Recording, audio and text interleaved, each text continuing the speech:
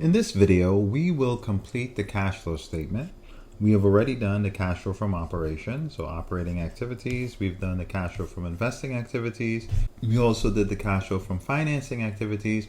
And now we just have this section down here to complete.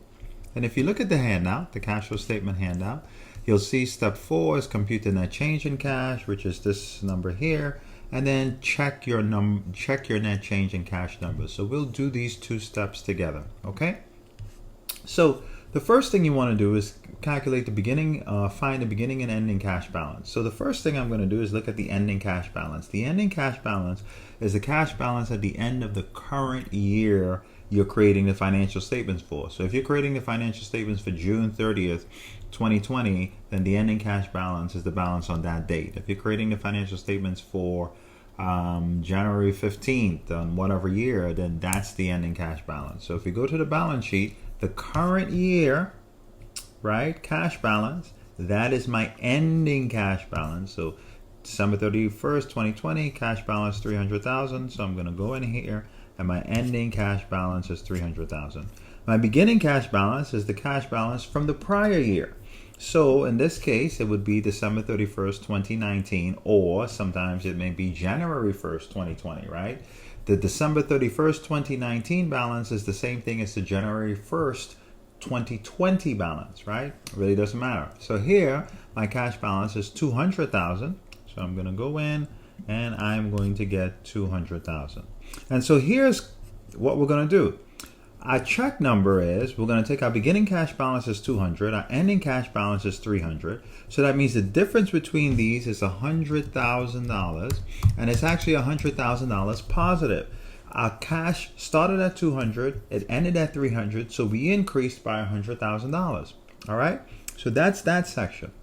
Now, here's where the magic of the cash flow statement takes place. Let's look at the net increase or decrease in cash. Well, how do we calculate that? Well, we're going to look at cash flow from operating activities of 60,000, and then we're going to add that to the negative 11,000, and then we're going to add that to the 51,000. So if I take 60,000 plus negative 11,000 plus positive 51,000, I get 100,000. And what is this 100,000? It's the same as the difference between the beginning cash balance and the ending cash balance. So at the beginning of the period, I still had $200,000. So in December 31st, 2019, I had $200,000 in cash. Now I have $300,000 in cash. That increased by 100,000. That's the same as my net increase or decrease in cash. Exactly. So the difference between these two numbers, the beginning and ending cash balance, must equal the net increase or decrease in cash. And the net increase and decrease in cash must equal the sum of your net cash by operating activities, net cash by investing activities, and net cash by financing activities. And so what is all of this telling you, right? So basically you increased in cash by $100,000. How did that happen? Well, 60,000 of the cash came from operations, from selling goods and providing services. You had a reduction of 11,000 in cash because you bought some stuff. And then $51,000 in cash came from financing activities, from selling stock. Over time, you want a company to have most of its cash coming from operations. That means it's a strong company and it's selling goods and services, and by selling those goods and services, it's generating enough cash to fund its operations and grow. You don't want all the cash coming from, investing activities or financing activities. You don't want that. If all the cash is coming from investing activities, that means the company's selling a lot of its long-term assets, which isn't good.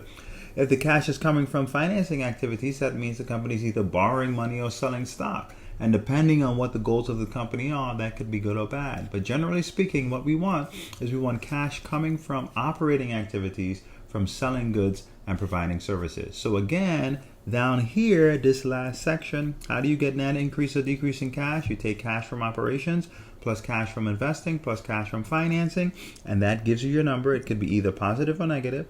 And then you check that number by taking the difference between the beginning cash balance and the ending cash balance. You take the difference between those two, and it should equal the net increase or decrease in cash. All right? And that is the cash flow statement.